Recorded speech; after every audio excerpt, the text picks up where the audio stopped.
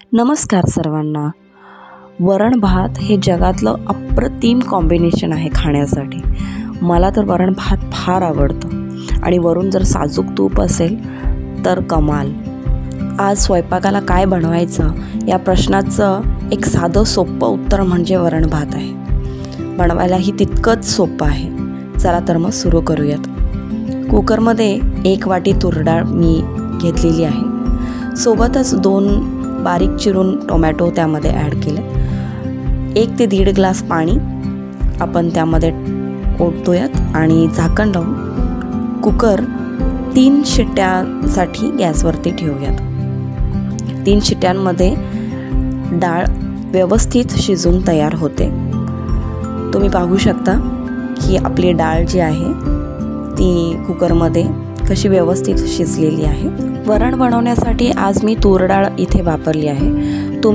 तुम्हाला हवं असल्यास मसूर डाळ सुद्धा त्यामध्ये ॲड करू शकता आणि डाळींचा आपल्या शरीराला फार फायदाच होतो। प्रोटीन, फायबर, हलका आहारासाठी अतिशय उत्कृष्ट असते। फोडणीसाठी आपण इथे 2 चमचे तेल घेतलेलं आहे। तेल गरम झाल्यानंतर त्याच्यामध्ये मोहरीचे दाणे, जिरे, कढीपत्त्यामुळे खमंग वास येतो आपल्या वरणाला। चिमूटभर हिंग टाकलेली आहे। हिंगाचेही अनेक फायदे आपल्याला माहिती आहेत। हळद घेतलेली आहे 1 चमचा। 1 मिरची मी स्लट करून त्यामध्ये तेलामध्ये ॲड केलेली आहे व सर्व गोष्टी परतून घेतल्यात। लसणाचा भरपूर वापर केला आहे। लसूण मी ठेचून तेलामध्ये टाकलेला आहे। लसूण जो आहे तो आपल्याला खरपूस भाजायचा आहे आणि कुकरमधली शिजलेली डाळ त्या फोडणीवरती ओतायची आहे। तुम्ही त्याच्यामध्ये थोडंसं पाणी ॲड करू शकता।